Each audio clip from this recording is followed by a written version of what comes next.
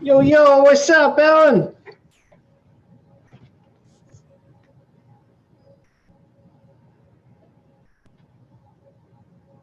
Dude. Wake up. How's it going? Good. I'm going to take a here in a minute, go get something to eat. I'm starving. Yo, yo, what's up, You don't have to stay and watch? I don't know. I might have to. Who knows?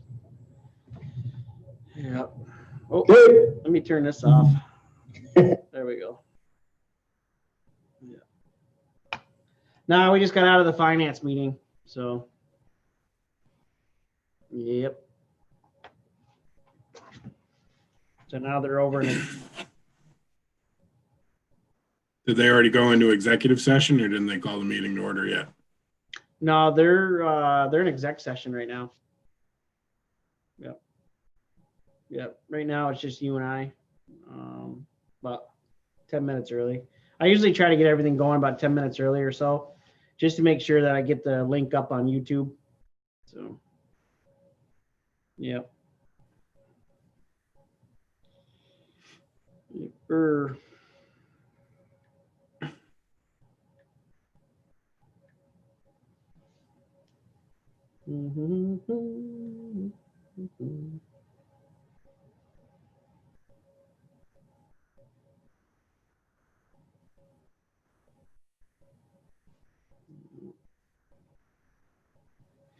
Ugh.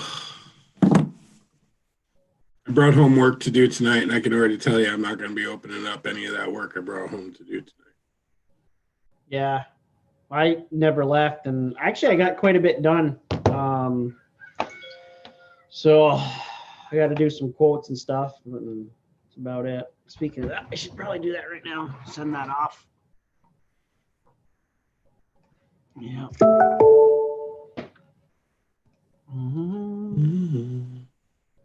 The good news is it doesn't look like a huge agenda tonight. No, it's not too bad, you know. Yeah.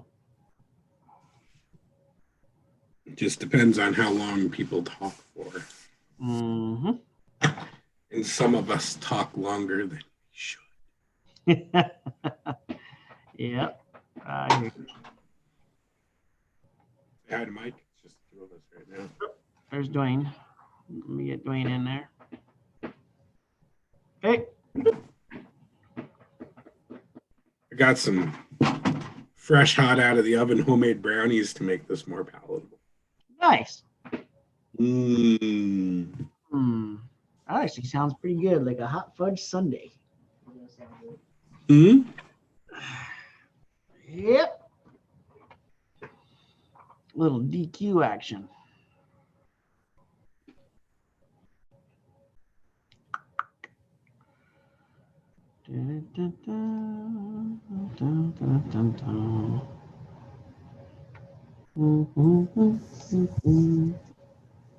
Dwayne had headphones on. He was playing a little Xbox or something before he got in here. Probably playing a little Call of Duty.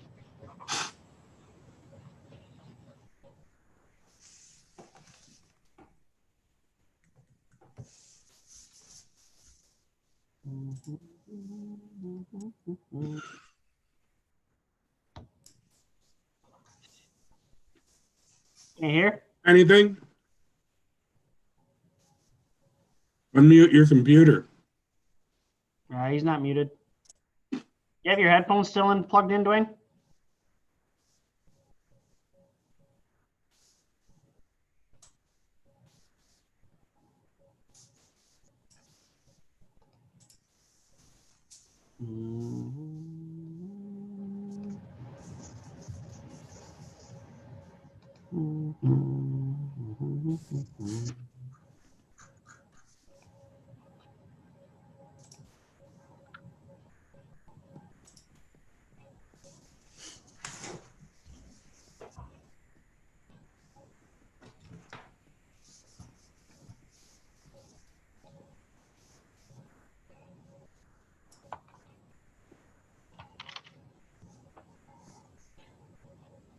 Wonder if Dwayne's ready for his big presentation tonight.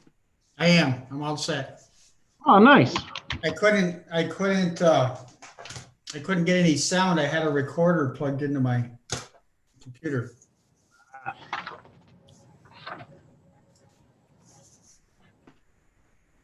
Mhm. Mhm. Do you have to give her? You don't have to give a report, do you, tonight? No. No.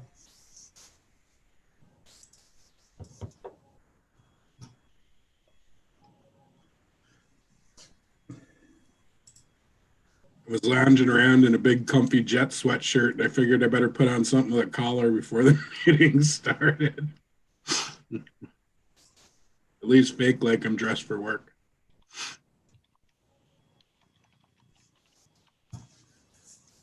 We haven't heard anything about the vaccinations yet, have we? I had a meeting with the hospital on Monday. We're ready to go. We're just waiting on them to tell us they have vaccines. Teachers are getting a little antsy. Hmm? Teachers are getting a little antsy. Well, a lot of them are starting to go get vaccinated at the other sites that are open around the area. That's what I understand. My wife just sent me the link to say, hey, do you want to go register? And I'm kind of like, I probably shouldn't as much as I'd like to. Well, my wife was telling me that there's only like 300,000 out of how many million going to New York State. Like, what is it? Over so much for a time period. So she goes, if you can get your shot, you can get in somewhere, take it, because there's going to be a lot of people that aren't going to get it.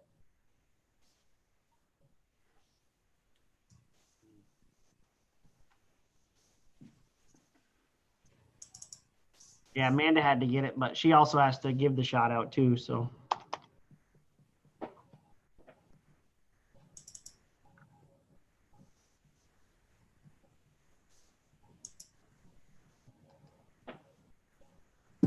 Good news if that Johnson & Johnson vaccine comes through.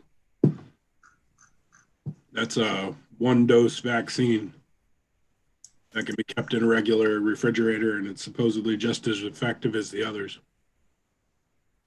But it's going to be another month before they can put it in anybody's arm.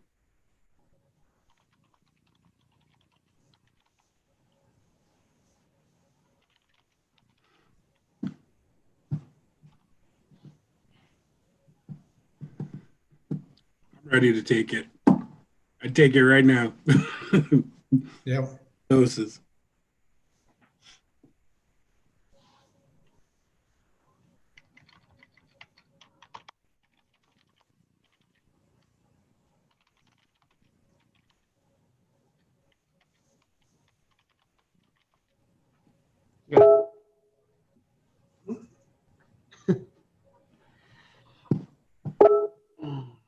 Amy I's phone wants to admit. There we go.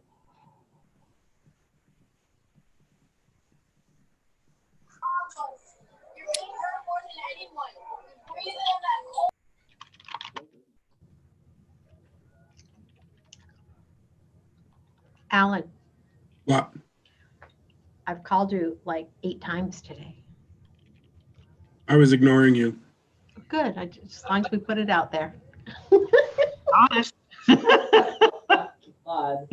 got the spreadsheet and I saw the email at the end of the day with the Doctrina stuff in it. Perfect. All right. So the 2 things I needed to give you, you got. Mhm. All right.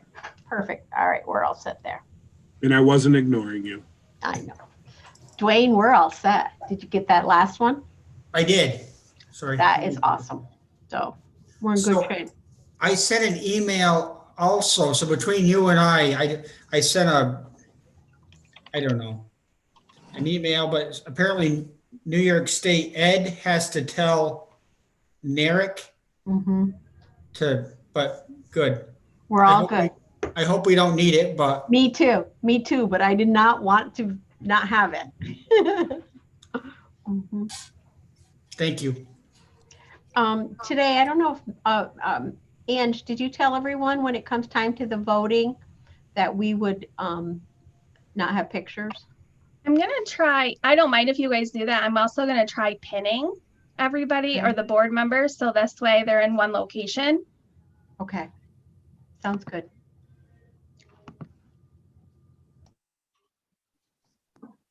Good evening, everybody. Hi. Hi, everybody.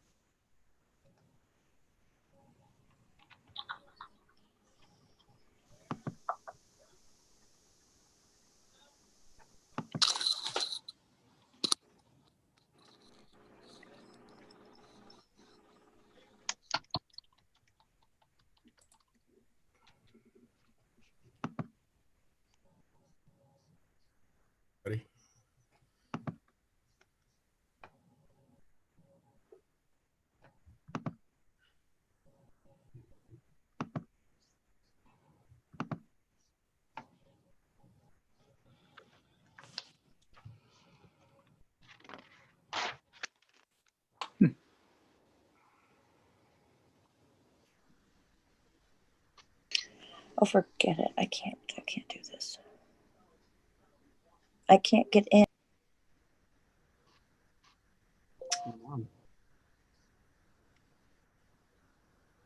That was Susan.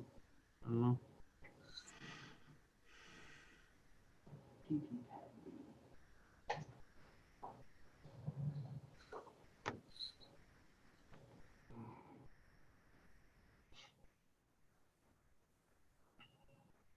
I had Christy on a short time ago. I don't see her now, though.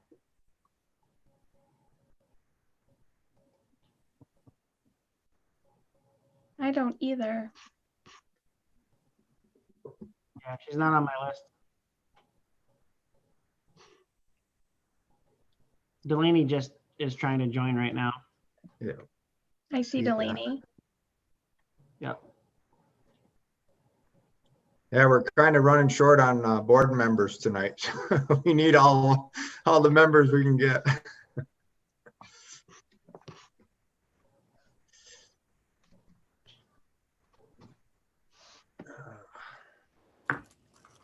Kevin's not on yet either, is he? Christy's trying to get in right now. Good. She made it. All right, looks like Christy's with us. We're still missing Evan. Kevin. Kevin's getting in right now too. Okay, good. There he is. Okay, I think we have everybody. Welcome to our January 14th, 2021, finally 21. Hopefully it's a better year. Anyway, we can start off with our approval of our minutes from our last meeting in December. Can I have a motion to approve those, please? Jodell? Yep. And Lauren, any questions or comments, changes needed for our previous minutes? Okay, let's show of hands for everyone that approves the approval of our minutes, please. Okay, I think that's everybody. Thank you. Well, tonight's, I'm glad and pleased to announce that Delaney Durant is joining us on the board as our student ex officio. Welcome aboard, Delaney. Congratulations, I guess, and thanks for helping us out. And I think you're going to take a little bit away from this. It's going to be a good experience. So, Yeah, Pat, I didn't know if you had something to. we're going to in a moment we'll we'll give Delaney the oath of office and make her an official board member ex officio. But we're very delighted to have you here tonight, Delaney. I think, as Pat said, I think you're really going to enjoy this group of people, and we appreciate you stepping up and showing the leadership. And I mean, if you look at, and I sent out to the board some background on Delaney and put that out there also to the community. So I wanted to know, she's very, very much a leader among her peers. She's involved in band. She's involved in sports, softball, volleyball, captain of the volleyball team, captain of the rifle team. Been involved in student council, a treasurer there, member of National Honor Society, Spanish National Honor Society. She's going to do the Seal of Biliteracy this year. We started that program, as you know, last year, and she's going to be up front doing the get in front of that panel and showing what she can do in Spanish. She won the Augsburg Scholarship, awarded that at St. Lawrence University. So she comes with a great pedigree, and she's heading off to college and wants to go into law enforcement. So we welcome and congratulations. Angie, All let me right. do the honors. All right, sounds good. Delaney, I'll have you raise your right hand and repeat after me. I, Delaney Durant, I, Delaney Durant, do solemnly swear do solemnly swear that I will support the Constitution of the United States that I will support the Constitution of the United States and the Constitution of the State of New York, and the Constitution of the State of New York, and that I will faithfully discharge the duties of and that I will faithfully discharge the duties of student ex officio of the Board of Education student ex officio of the Board of Education according to the best of my ability. according to the best of my ability. That's it. Thank you. Okay. Pat, also, if you indulge me for just a moment, we do have Lindsay Sloan Barkley, our new HR assistant, is joining us tonight as well. Give us a wave, Lindsay. Lindsay started last week. Lindsay came to us from cerebral palsy, where she's had several years of experience in the HR field. She has a bachelor's in business administration from SUNY Potsdam with a minor in studio art. And she's off to a great start, and we are excited to have Lindsay as part of our MCS team. So welcome, Lindsay. Yes, welcome, Lindsay. Thank you. Okay. Moving on, we'll move to reports from board members. Kevin, if you want to kick us off with facilities, please. I'm going to kick that can down the road. It's all going to be covered in the presentations. There really wasn't anything that'll come up in the presentations. All right, no problem there. I believe we had a finance committee tonight, committee meeting tonight. So Lauren, if you wouldn't mind, please. We started to take a look at the 10,000 foot view. It's still unsure of where we are. There was a federal stimulus package included as part of that federal stimulus package was money for school districts. New York's receiving, I think, the third largest amount of that money. It's unclear how that money is going to be distributed. It's unclear how it'll be treated by the governor. Obviously, we know it's going to be a tough budget year because of the pandemic and the effect it had on your state economy, and in turn, what that does to the collection of taxes. So we will we'll see where we are. We have really no information. The governor is state of the state is a traveling roadshow right now. So we'll see where we end up and make adjustments for there. We don't believe we're going to be in a position that we're going to be, getting a lot more money than we did last year, certainly. So it is going to be a tough budget year. Might as well just give into that, and we'll see where we are when we have more solid numbers. Very good. Any questions for Lauren or? Okay. We already welcomed Delaney. That was the next item. I don't have anything else. I guess we'll We can move right to reports from administration. Pat, if you're ready. Well, I wonder if Pat? Delaney, Kevin? Does Delaney have anything to say? yeah, that's what I was just Did going to Delaney say. have? Yeah. Delaney, do you have a report or anything you would like to say? Yeah, so I can tell you what we're working on right now in our student council. And we're mainly trying to get more student engagement in the school because it's very divided right now because no one really gets to see anyone. So we created an Instagram page and we tried to do a virtual, like a pep week, and that went okay. But right now we're working on doing like seniors show their college and everything. We post that on our Instagram page and we try to just get activity from the students on it. And then we're also working on, depending on if the school opens back up, getting more students back to school. And then also a tutoring program through Zoom using the Google Classroom we have for our student council. And then we were going to see if any IB students wanted to help be tutors because they have most experience in the subjects and they could use it for volunteer hours. So those are our main priorities right now in the student council. Delaney, I apologize. I didn't expect you to come ready the first night, but thank you. You're welcome. No, we've been orienting Delaney, so we're getting her prepared. I don't know if Mrs. Allen, I know you may want to connect with Delaney on the tutoring because we have some tutoring going on with our college students, so maybe there could be some connection there as well. Absolutely, Delaney. I'll reach out to you and we'll go from there. Okay, perfect. Thank you. Okay, Pat, maybe now we'll go to reports from administration. Okay, first is an update on our capital project. I'm going to share my screen. We have Ed Bernhauer is here tonight from IB. Hi, everyone. IBI. And also Jim Francisconi. Actually, I think Rob Gray's going to. I think Rob's with us, yes. Yep, Jim was here earlier. Let's get to opening up your presentation. There we go. Perfect. So yeah, we're just take a few moments tonight.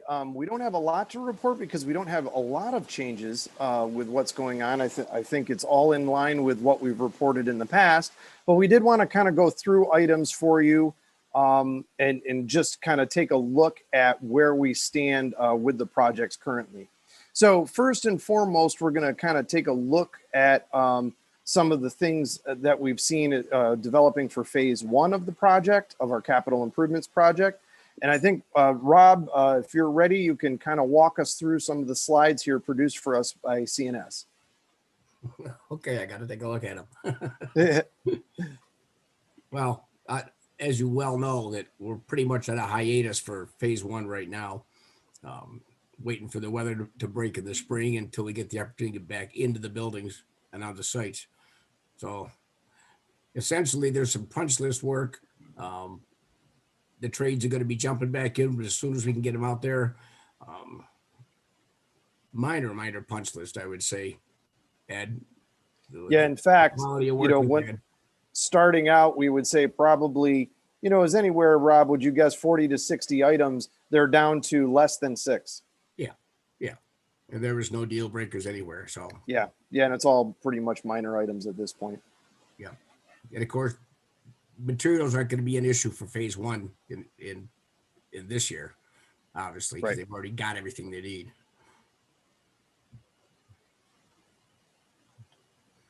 And then moving on to the budget, again, we're happy to report we're right where we were last time that we said, and that all of the additional work that we've been able to achieve is fit right inside of the contracts as they currently exist. So we've had no changes as far as any of the contract values, and are right on course with what on bid day, what the value was for the project. So we're really happy that everything's been fitting right within what we anticipated.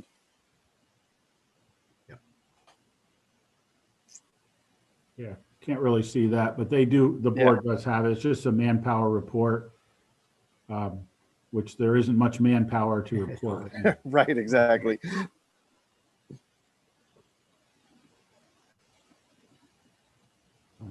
And then if we can jump over to the other presentation, Pat. Yeah, let me stop that share. I have to go back.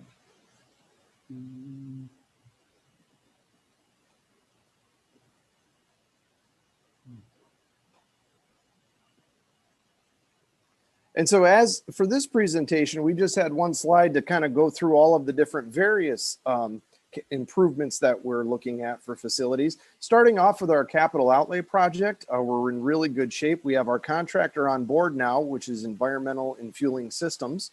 And Rich Hennessy is the gentleman who is leading up that project as a project manager for them. We've had our pre-construction meeting and everything went really well. And actually we are on time and on schedule to start the break week in February to have the fueling station renovated. So things are progressing well with our capital outlay.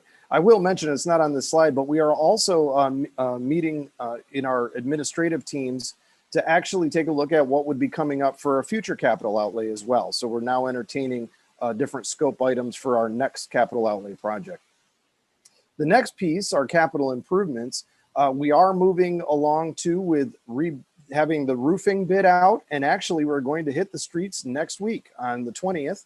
That will begin our bid period, and we'll have our bid opening on Thursday, February 4th. So we'll have a 2-week bid period for our roofs. They are 2 contracts now, dividing the work, again, to kind of take advantage of getting 2 contractors on board to execute that work. And so all of the roofing is split up between those 2 contracts. And again, we're anticipating good bids. It's a good time right now for bidding, so we should be in good shape. Also, too, phase 2 is currently being reviewed by the third-party reviewer with the State Education Department, and that's Troutman Associates out of Buffalo. They're an architecture engineering firm. And actually, I have new news that Mr. Brady and Mr. Gray haven't even heard yet. I just got off the phone this afternoon, and they are ready to upload their comments. So we're really excited about that. We should be getting their comments tomorrow. And so that puts us right on par for the schedule that we talked about, which is our bidding in February for phase 2, which is very exciting. Excellent. And then also too is currently phase 3 is in design. And again, this is the design work that kind of primarily revolves around the high school, junior high, and some of our support buildings for the summer of 2022 construction. And we're actually in good shape there. We anticipate to be on schedule, as we reported, that we would kind of be finishing up that design this spring. It would go to SED, and then we would be ready, end of summer, early fall to bid that work out well ahead of the construction schedule. And also too, just a quick update on our building condition survey. We do have the field work completed, and we've begun our data entry into our computer models and computer databases. And we are on schedule for that as well for our BCS form submission to SED on March 1st.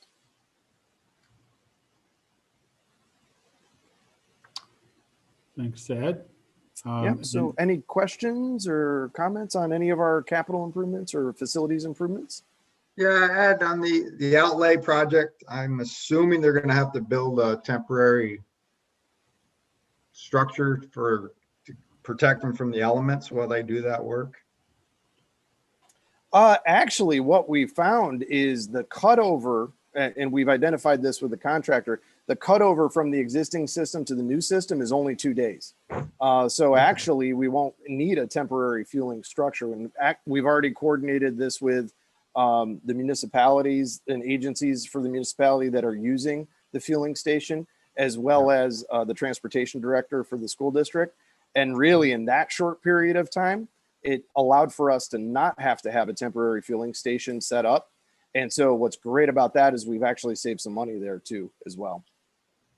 Yeah, environmentally, that's a good thing too. So. Yes, yeah, exactly. Yeah, great. Thank you. Yep.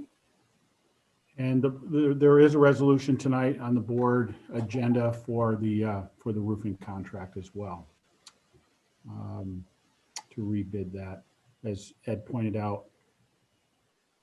So that's good news, Ed. It's good to hear that the third-party review for phase 2 is going to give their comments, so then we can comment back and hopefully get out very soon in February for, which is still in a good prime time to put out a bid to contractors. Yeah, exactly. We've had varying results with SED. They've gotten a lot of the kinks worked out of the program, but there still has been some problems here and there. And so we were very happy to hear from Troutman this afternoon in that they're right on par and they're right on top of all of it and got their comments completed. So that was great news. Very good. Remind everybody that up to this date, we've been doing phase 1, which is roofs and site work and abatement, which isn't a lot of work inside the buildings. Phase 2, we're going to be inside buildings, and it gets going to get a little more complicated with all of this work inside the buildings this summer. Yeah. A little more complex. Yeah. Yep. You guys would agree with that, right? Yes, and actually that's a good precursor, Pat, to a lot of our administrators who are here tonight. Your emails will be ringing with meeting announcements that we'll have to have with you to schedule our construction and our phasing.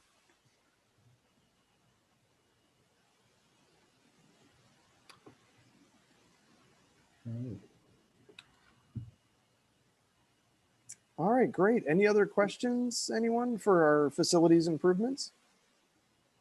Or Rob, anything to add as well? Nope. I guess I could just say we're working on our phase 2 estimate right now. That should be a couple more weeks when that's done. And we're diligently working with Ed and his team on getting a very detailed, workable phasing and scheduling plan. As the superintendent said, there's a lot of pieces to the puzzle. Okay. Thanks, guys. Thank you, everyone. All right. Thank you. Thanks, Ed. Thanks, Robert. Good night. So next we'll move on to the pandemic response update. I think we all knew that coming back from the holiday break, we anticipated that COVID-19 cases were going to go up around the country, state, and in our region.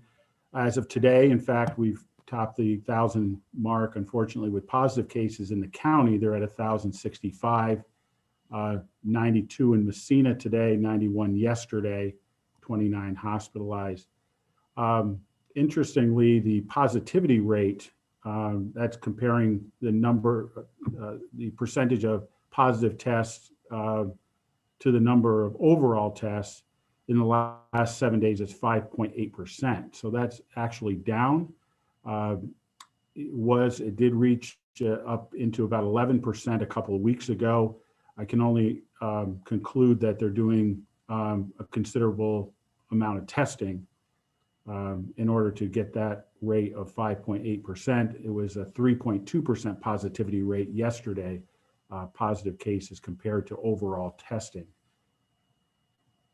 The board is also aware that last Wednesday we had a positive student case at the high school, and then over the weekend one, and that led to remote learning on Thursday and Friday of last week, and then over the weekend we had a positive case at Jefferson Elementary, and the combination of those two impacted our transportation department with several bus drivers needing to go into quarantine.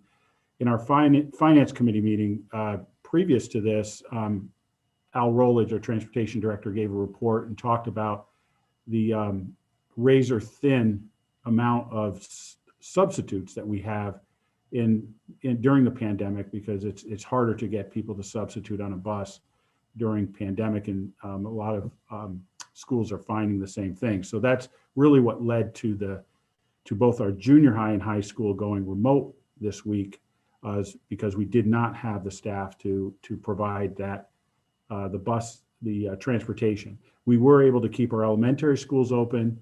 There are less bus runs in the elementary than there is in the 7 through 12 secondary run.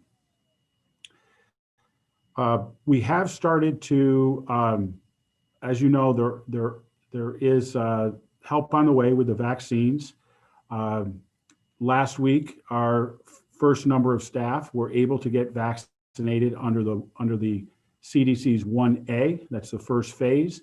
That included mostly medical personnel and those in nursing homes. But it also included school nurses, school psychologists, occupational therapists, physical therapists, and speech therapists. And so we were able to get some of our staff to have their first doses last week.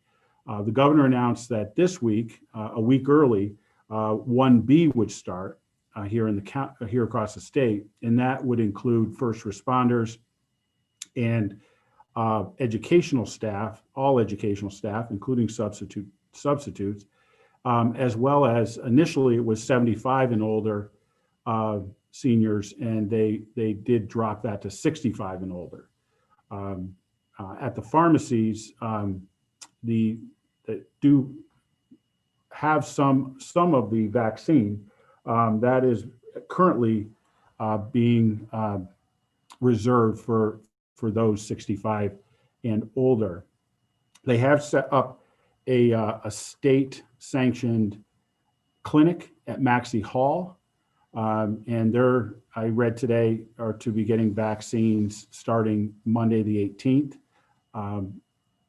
And we have started conversations with St. Lawrence Health Systems to have a clinic here at school for our staff. They're looking to get clinics particularly in some of the larger schools, so that they can do the staff at those schools. We did a tour. We're looking at possibly the high school gym, and we're preparing for that when it comes. We do not will at this time know when we'll be able to do that. It will depend directly on the number of vaccines that come into the state and into our region, and that can change on a daily basis. So we're hopeful that we can get a clinic set up very soon for our staff. We also we sent out a survey to our parents as well as our employees on both testing if we are required to eventually test. There was the creation of the microclusters, and there was a metric if your region became a microcluster that the schools would need to test some of their employees, 20%, starting with the yellow zone, 20% of their in-person staff and students. Then the governor stated that any county that was over 9% positivity rate was going to need to start testing in the schools. And we have reached that. As I said at the outset of this discussion or presentation, we're now at 5.8%. It has declined, but we did crest that 9% a couple of weeks ago. But at this time, there has not been any new microclusters, nor has there been any notification that schools would have to test if their region was over 9% positivity rate. However, we've been working very hard to prepare for it. That's part of the reason for the survey. We've also, like other schools in our region, we've signed agreements with the County Department of Health so that we can have a relationship with them, because they are going to they're going to need to provide the testing to us. And as I've said before, these are rapid tests that take about 15 minutes in order to develop. And I've sent a video out on that. Our hope is that we don't need to get into testing. I think, and I think many people think at this point, there's a possibility that given the way the positivity rate is across the state, that we may not get into testing, because you need to be testing a lot of different areas. But that's really something we'll have to just wait and see. We also surveyed our staff to see if they would be interested in a vaccination, and we're going to use that information to now, when we set up the clinic, to vaccinate our staff. And some have started to make appointments to other places, but know the St. Lawrence Health System has asked, and I put out information recommending that that they wait. It is a recommendation, so that they can get them done here all at once. But we will see more to come on that.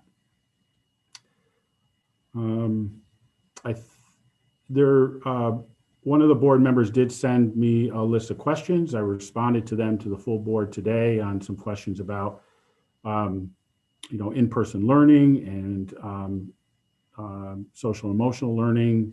Won't go through all of those, but if anybody has questions on them, we can talk about them.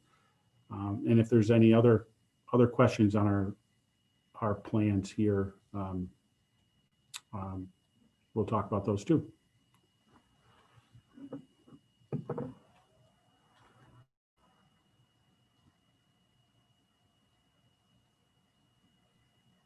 I guess, just again, like to appreciate the work by the students, the staff, the kids, and trying to work through this tough situation. I mean, they all need kudos for the effort they've put in, and I think they realize that we appreciate it as a board, but I just wanted to make sure to keep saying that because it's a big effort and it is appreciated. Yeah, agreed, Pat. Our staff are working harder than they've ever had to under very difficult circumstances, trying to balance their personal and professional lives in the midst of the biggest health crisis in a century. So it is hard. This is all very, very hard. But hopefully soon we'll start to turn that corner with the vaccine. And it's hard on kids, the seniors. Again, 2020 seniors, we know that they lost out a lot, and we're seeing Delaney and the rest of the seniors are also not able to do the things we traditionally able to do. I'm starting to see once again parents stepping up and are going to try to make this experience the best they can for them as we get towards the end of the year.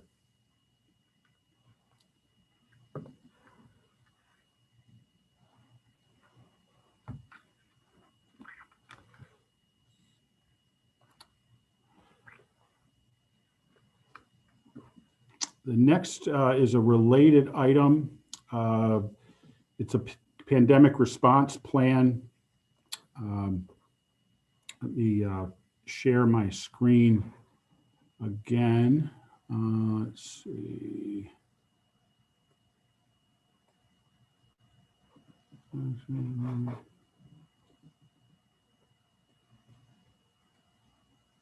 No.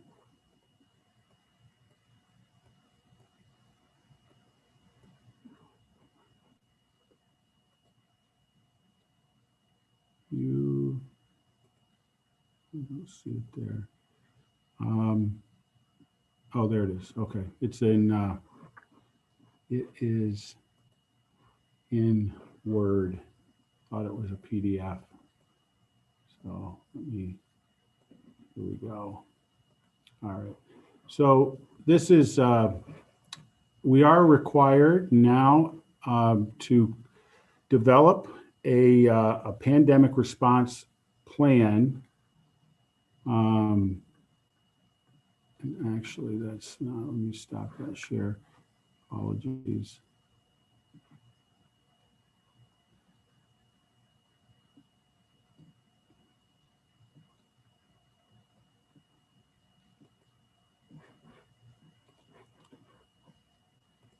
Yeah, I think I'll share that one because I thought I had the other one there.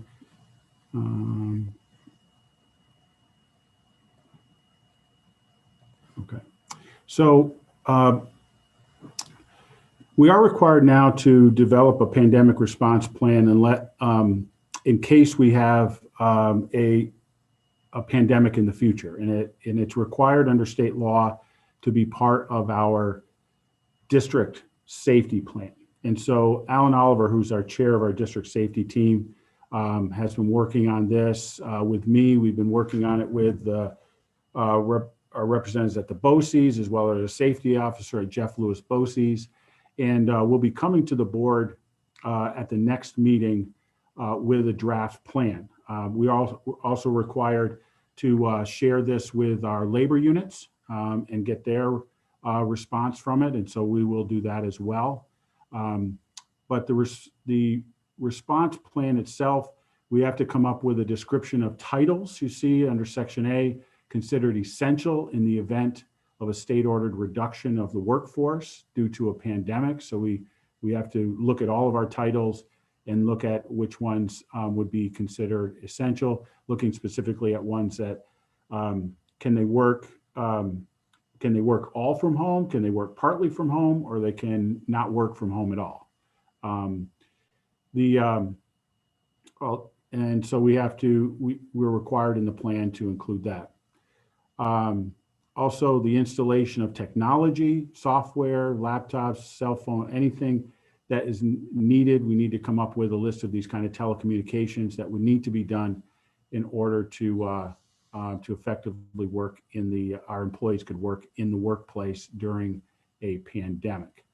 How we would stagger work shifts for essential employees and contractors so there's no overcrowding during a pandemic. A description of the protocols we would use to procure protective equipment, PPE, like masks and guards and sanitizer and those types of things, and how we would store them.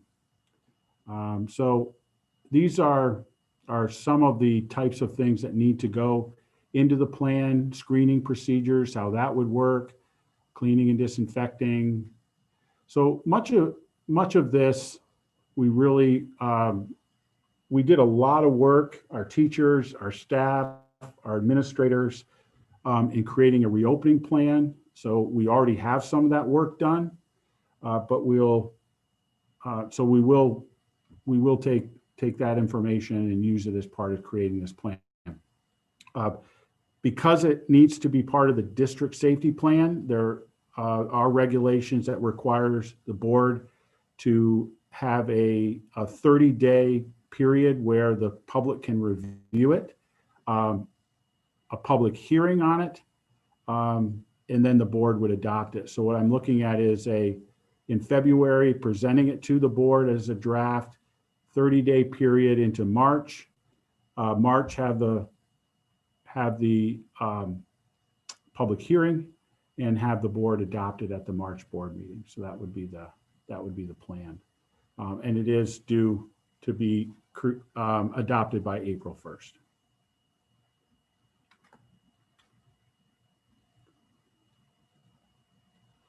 Any questions on the pandemic plan? Does anything stick out like a major change from what we're currently doing? Or are you pretty much bringing what we're currently doing and just making minor adjustments? Yeah, I don't see anything that really sticks out. Alan, do you see anything? Alan's on the call as well. No, it's really just implementing the policies and procedures we already have in place and writing them down into the plan that the state requires us to have. So there's no big shift there from anything we're doing already. Good. I'm glad. Thanks. Thank you.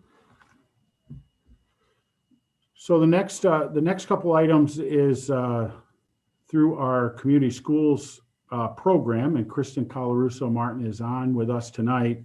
The first is the All Here chatbot, which we're excited about to continue our goal to improve communication with our community and engagement with our parents. So, Kristen, you're here as Jose. I took over his computer for the night. Can you hear me okay? Yes. I'm not used to these things. Okay. So the All Here chatbot is a platform, and it's pretty exciting. It's a company based out of Boston, and they had a grant opportunity to participate and use the chatbot for 6 months. So we get to use it for 6 months for free. We're actually the first school in New York State to participate in this, but there are participating schools all over the country. So what it is a software platform that will allow us to increase our student and parent engagement, as well as support our attendance initiatives by using artificial intelligence to communicate with our families and our students. So for example, a parent, or if we have an announcement to get out to the district, like we want to remind people that it's a holiday, so that the USDA meal pickup is going to be on Friday because of the holiday week. Then we could send out a chatbot message, and our chatbot will be named Raider. So Raider will send a text message to all the families in the district, and then a parent can text it a question. So they can say, where do I pick it up? And then Raider says, which school does your child attend? So it will talk back and forth. The more that we use it, the smarter it will actually get. Megan Castell, our school psychologist at Jefferson School, and I have been working with the building principals and Stephanie Allen to build a database of all of the critical information that we want Raider to start out with. So we're pretty excited about using artificial intelligence to support our school initiatives. On the attendance side of it, Raider will send families and parents a nudge when students have missed a certain amount of days of school, and we can set the parameters for that. So at the junior high, they're tracking the number of classes that schools miss, or that students miss. So if a student misses a certain threshold of classes, then the parent gets a text message saying, hey, this is Raider. We just noticed that your child hasn't, and it'll say the child's name, hasn't attended or hasn't signed in for classes for a couple of days. Just want to make sure everything's okay. So that we know that parents are getting the information that students are not signing on. Later down along the line, we'll actually be able to have the capacity to reach out to high school students directly, but we opted not to do that until the fall if we feel like the software and the license is really valuable to us. But so far, the data is showing that it's increasing attendance rates up to 17%, which is great. So we're excited to participate. It's been a lot of work to get it together, and we're getting ready to launch at the end of January.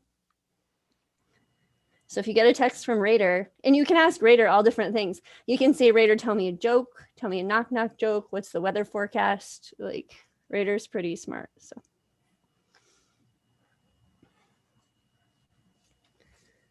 Are there any questions about the chatbot or artificial intelligence? I think Mike's been involved in this too, right? Yes, Allen? Mike's been amazing. He's actually teaching the software engineers at All Here a lot of what we need and what a well-oiled school needs from them. So they're pretty impressed by Mike Allen. Kristen, I have a question, I guess. Yes.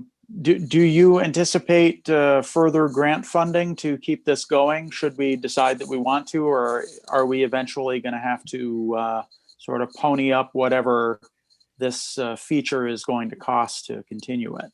Yeah, that's a great question, Paul. And it was actually one of our first questions to them as well.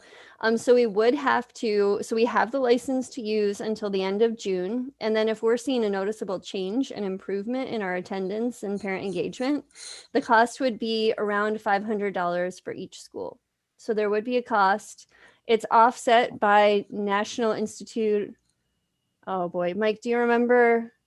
It's not the National, I want to say the National Institute of Health, but I'm not positive. But this is actually made available to us because we're part of a larger grant project that they're working on. So they're receiving some pretty large scale federal funding, and it offsets the funding to participate, if that makes sense. So the cost to participate after the end of June would be approximately $500 per building. So this gives us a chance to look at it and see if it is something that we want to pursue. Yeah, that's a lot more minimal cost than I thought it would be. We were surprised too. And Paul, this is Stephanie. Yeah. With our family and community in Title II, we are able to use funds from there that would constitute each building, and we could use those funds as a communication tool. That Kristen, we talked about prior, that if it continued with that, we would be able to help out with that cost. Okay, thank you both. I should also mention that each school building set up escalation teams. So if someone asks a question that the chatbot Raider is not able to answer, then it goes to the escalation team. And then there's a point person on each escalation team if someone is showing suicidal ideations or something that's really serious and needs to be addressed immediately, then it would go directly to the building principal in their cell phone. So there's a system in place for when Radar's not able to answer the question.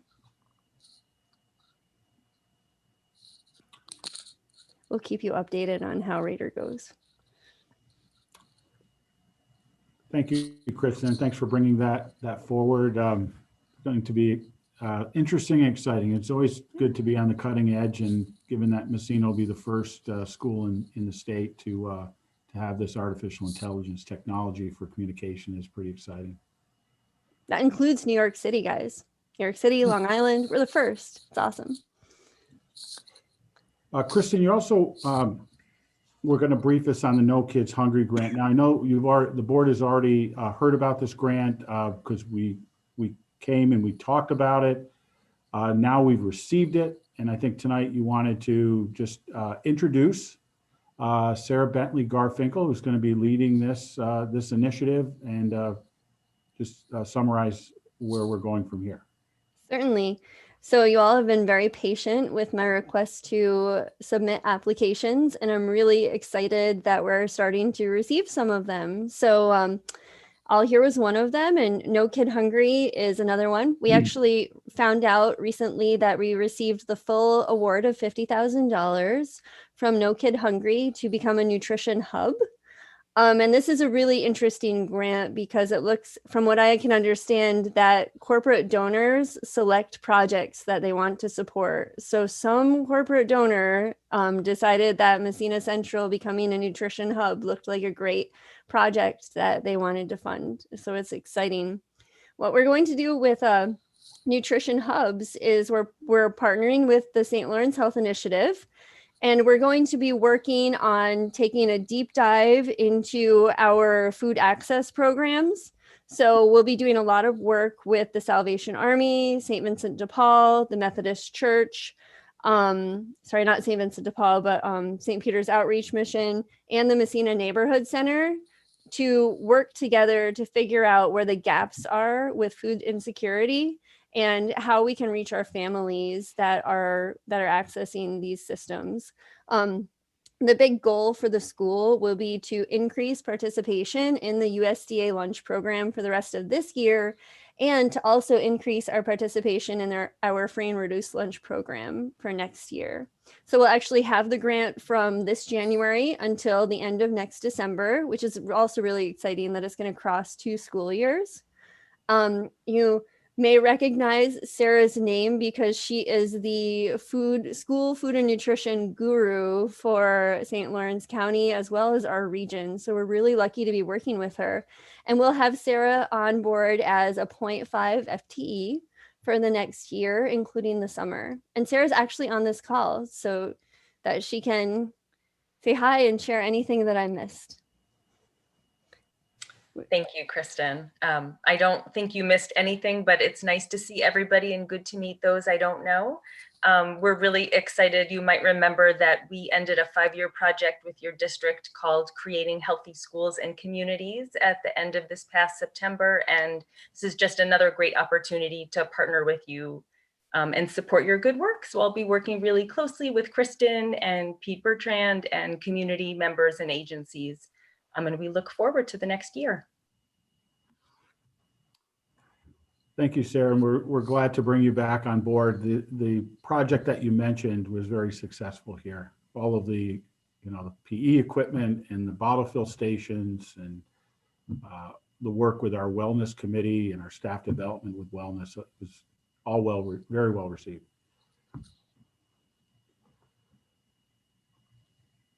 All right. So that's a great partnership. And then the last one, the junior high food pantry. I know, Kristen, you and Amanda is partnering on this one. And so if you want to just brief the board on what we're doing with the food pantry. Yeah, well, if it's okay with you, Pat, I can just introduce this one and then Amanda can speak to it a little bit more. So Van Alexander and I, so basically the kids in the high school that are coming to school are really hungry, and we can't have the after school snack program this year because we can't have after school programming thanks to COVID. So I've been spending a lot of time begging from our partner agencies for granola bars and snacks and bottles of water and Gatorade for the kids at the high school. And it's kind of made a big impact. Like the kids are, they're very thankful. There's a little basket of masks and some snacks on a table, as well as some free books. But what's really neat is that my office is in the 400 wing, and the teachers there are using it as an opportunity to connect with kids and to stop over and talk to them. Teachers have actually started leaving food and books as well. So it's becoming a space for our faculty to make connections with kids, which is exactly what we want to do. So I'm starting to run out of food from our partners. So Van and I were talking about possibly looking into making the junior high an official food pantry, registered through the Central New York Food Bank. If we do this, we'd actually be one of only 2 in our region, the other being Harrisville. So Amanda and her team at the junior high and I have really been having a great time brainstorming this. And I think we have a great plan, and pending board approval, our application is ready to go. What a designation through the food bank would do actually is make us eligible. There's no funding tied to it, but it would make us eligible for additional federal funds as well as foundation funding. And I'll turn it over to Amanda now. Yeah, and it really built from what Kristen said, right? We're the middle of the schools. So we get students from the 3 elementaries, Trinity, and a handful of schools on the territory.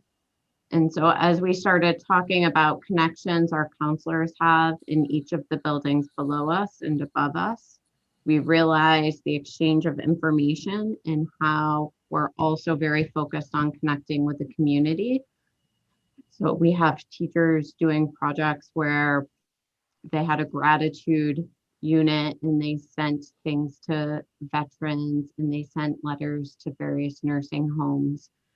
So as we've been doing all of this outreach and work, we started to look at what are we doing that's having an impact, right? Our teachers have done over 350 home visits.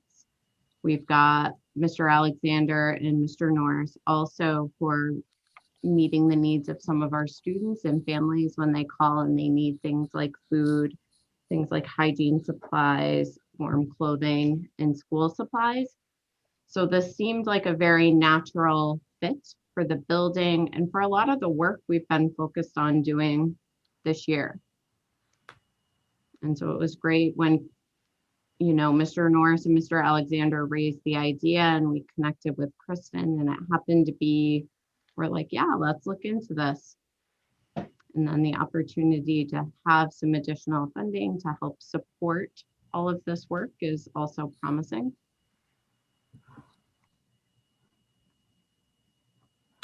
So if anyone has any metal shelving, food grade shelving that they'd like to donate, please let Amanda know.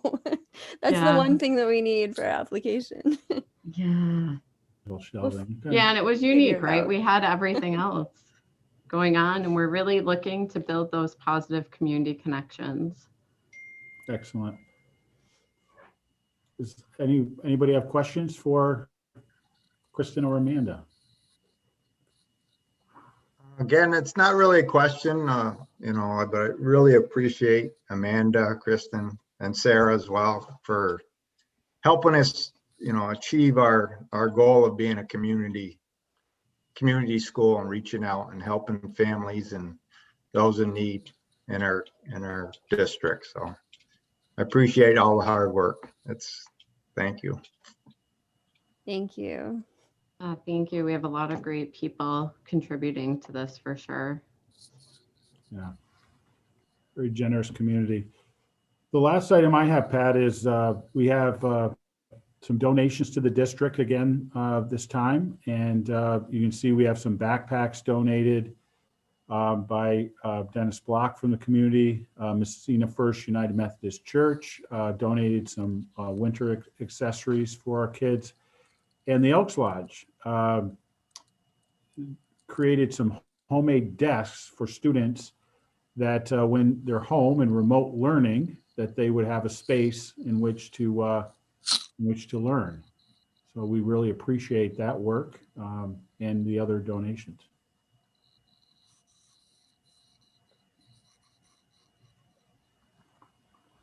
Okay, anything else? Any questions about the donations or comments? Okay. If not, we'll move on to our business reports. I believe Nick and Mallory are both on, so take it away, folks. So I just have the budget status report tonight. And year to date, we've brought in $24.5 million. We've expended $18.4 million, and we have $31.5 million encumbered for the remainder of the year. Mallory? On the December treasurer's report, the month started with 36.3 million, cash receipts of 4.5 million, cash disbursements of 3.3 million, ending the month with 37.5 million. On the extra classroom activity report for the fourth quarter of 2020, the beginning balance from October was 170,000, cash receipts of 15,000, cash disbursements of 19,000, ending the quarter with 166,000. On my first internal claims audit report, 2 warrants verified in the amount of 251,000, 151 claims verified with 0 errors. And on the second internal claims report, 2 warrants verified for the amount of 294,000, 343 total claims with 0 errors. Okay, thanks, Mallory. Nick, any questions for our business group? Okay, if not, we'll move on to recommended actions. Start off with 4 policies, a second reading or adoption of these policies. First policy is 5691, communicable diseases. Policy 5710, transportation program. 5720, transportation of students, and 5730, school bus safety program. May I have a motion to approve those? Hey, Pat. Yeah. I'm not sure how many. Can you break out the first one, please? Sure. So let's, we didn't get a motion, so we'll ask for a motion to approve 5691, communicable diseases, please. Motion. Okay, I see a second. So we open up for discussion or questions. May I have a show of hands to approve the adoption of the communicable diseases policy, please? And those opposed? 1 opposed, so the motion passes. We'll do the next 3 in a group. It's policy 5710, 5720, and 5730. I'll repeat those if anybody wants the titles read out. If not, take a motion to approve. Thanks, Jodell. All those in favor? Or questions first, comments?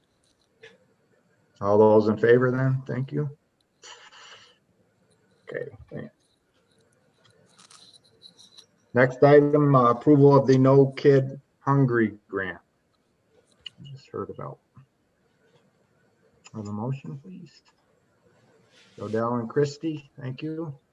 Any comments or questions? All those in favor?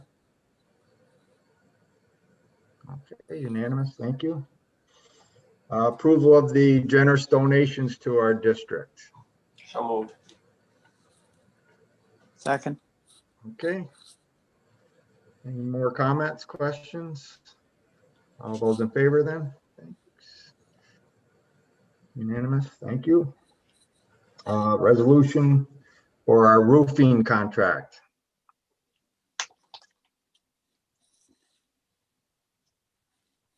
So Okay, moved. I got Lauren and Paul. All those in favor? Okay, everybody, thank you. Approval of the budget status report. So moved. Second, Christie, thanks. All those in favor? We got everybody, thank you. Approval of the treasurer's report for December 2020. So moved. Second. Okay, thank you. All those in favor? Okay, thanks. Approval of the extra classroom activities report for October through December 2020. So moved.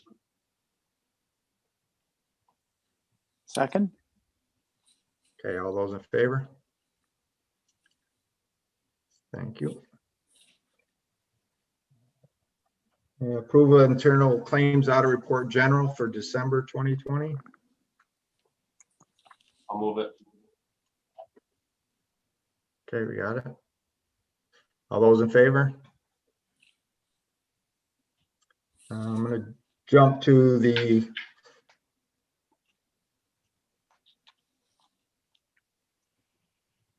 how do we do this?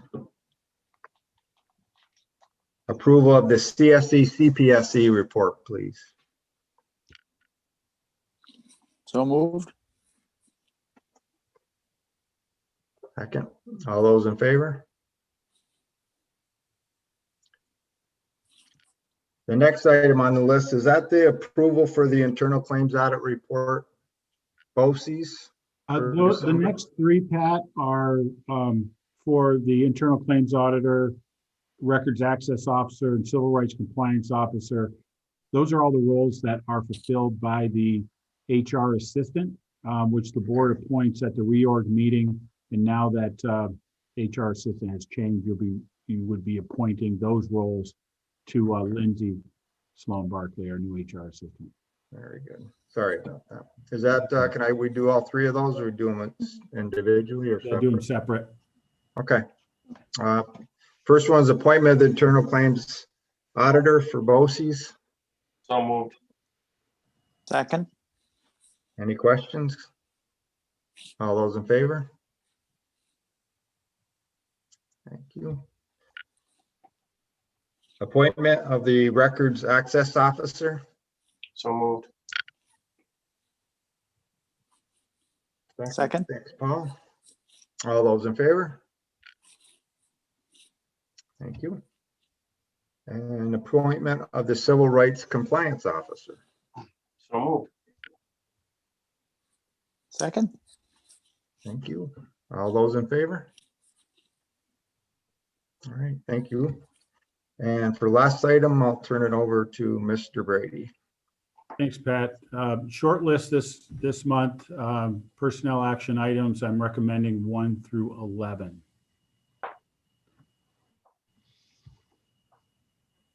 Have a motion? So moved. All right, thank you. And a second from Christie, thanks. Any questions, comments? All those in favor then? Thank you. Does it for our recommended actions, new business from any of the board members? Okay. I think with that, then we can ask for adjournment then. Get a motion? Second. Okay, we got a first, second. All those in favor? Okay. The NHL started tonight. We can go watch a game. Yeah, the Rangers are already down 3-0. Mike correct you that it started last night and the Leafs won in overtime. Thank you very much. Yeah, they were down 3-1 too against the Canadiens. All right, What sport are we talking about? Yeah, hockey. Oh, Hockey. okay. Nothing. Sports. I don't do Good night, sports. everybody. Thank you. Good night. Bye. Good night.